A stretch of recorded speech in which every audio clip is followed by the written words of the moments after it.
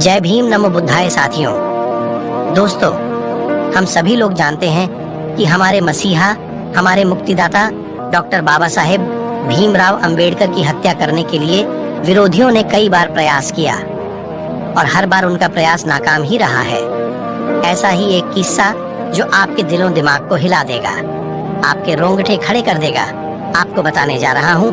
ऐसी जानकारी जो आपको किसी ने आज तक नहीं बताई होगी। तो आइए जानते हैं बाबा साहेब आम्बेडकर के हत्या के षड्यंत्र के बारे में। दोस्तों, ये बात सितंबर 1932 की है। गांधी जी के आमरण अनशन का तमाशा चल रहा था। इसका प्रभाव पूरे भारत में फैला।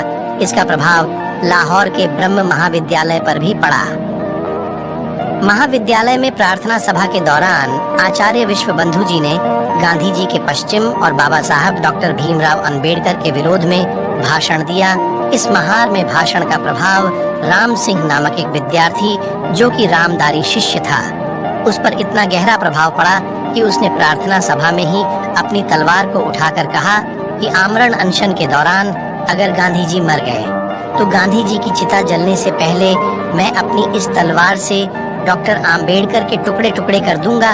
उसकी इस अज्ञानता और मूर्खता भरी बात पर कुछ विद्यार्थियों ने खूब तालियां बजाई और उसके गले में फूलों के हार भी डाले। उसमें से एक विद्यार्थी ने राम सिंह से कहा कि अगर वह डॉक्टर अंबेडकर को मारने की प्रतिज्ञा पूरी करेगा तो उसे भी महान देशभक्त शहीद भगत सिंह की तरह इतिहास में हिंदू जातिवाद का रक्षक और शहीद कहा जाएगा। तब उसकी उस बात को सुनकर राम सिंह ने बाबा साहब डॉक्टर भीमराव अंबेडकर की हत्या करने का दृढ़ निश्चय कर लिया। बाबा साहेब के समीप रहे शंकरानंद शास्त्री और अन्य समझदार विद्यार्थियों ने उसे बहुत समझाने का प्रयत्न किया, पर वह नहीं माना। 25 दिसंबर 1932 को उसका पुणे जाने का प्रोग्राम बना। उसके लिए बहुत से विद्यार्थियों ने रेल का किराया और खाने पीने के लिए चंदा दिया। शायद वह सपना देख रहा था कि कब पूना पहुंचे और कब डॉक्टर अंबेडकर को मारकर शहीद बने। 24 दिसंबर 1932 को रात्रि में रेडियो पर समाचार प्रसारित किया गया कि डॉक्टर अंबेडकर और गांधी जी के बीच समझौता हो गया है।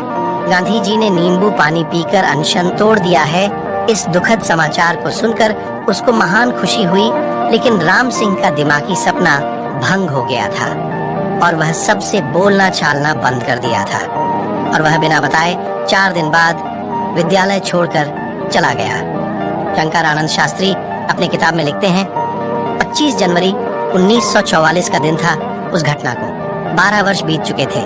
मैं उसे घटना को भूल चुका था और मैं अपने ऑफिस में बैठा था। तब चपरासी ने मुझसे आकर कहा, साहब 3 व्यक्ति आपसे मिलना चाहते हैं, और चिट्ठी देता है। उस चिट्ठी पर लिखा था, राम सिंह आपका पुराना साथी, धम्म महाविद्यालय। उसका नाम पढ़ते ही मैं उठकर बाहर गया और तीनों का स्वागत करके उनको अंदर लाया। राम सिंह ने मुझे अपनी दास्तान बताई और कहा 22 सितंबर 1932 के दिन उसने बाबा साहब को मारने की प्रतिज्ञा की थी। वह मेरी सबसे बड़ी और सबसे भारी भूल थी। मैं बहुत बड़ा अनर्थ करने जा रहा था।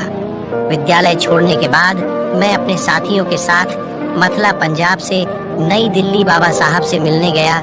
उनके पवित्र दर्शन करते ही मुझे एहसास हुआ कि मैं अपने संग रक्षक, अपने मार्गदाता के पास हूँ। बाबा साहेब के प्रति मेरी नफरत भरी सोच प्रेम में बदल गई और मेरे मन में उनके लिए सबसे ज्यादा इज्जत हो गई। मैं बहुत मूर्ख था जो गांधी जी के रास्ते पर चल गया और ऐसे महान सच्चे एक कार्य नेता को मारने की प्रतिज्ञा कर बैठा। दोस्तों, बाबा साहब के दर्शन करने पर हमारे सभी लोगों पर ऐसा ही प्रभाव पड़ता है। यदि कोई निष्ठा पूर्वक बाबा साहब को सच्चे मन से याद करें तो उसका स्वाभिमान बढ़ जाता है। दोस्तों, आज भी गांधीवाद के चक्रव्यूह के कारण हमारे बीच में बहुत से राम सिंह जैसे व्यक्ति हैं जो इधर उधर भटकते रहते हैं। यही नहीं, वे बाबा साहब की निंदा और आलोचना करके अपनी रोजी रोटी भी चलाते हैं, लेकिन उसका श्रेय बाबा साहब को कभी नहीं देते हैं। तो दोस्तों, आपको ये जानकारी कैसी लगी हमें कमेंट करके जरूर बताएं।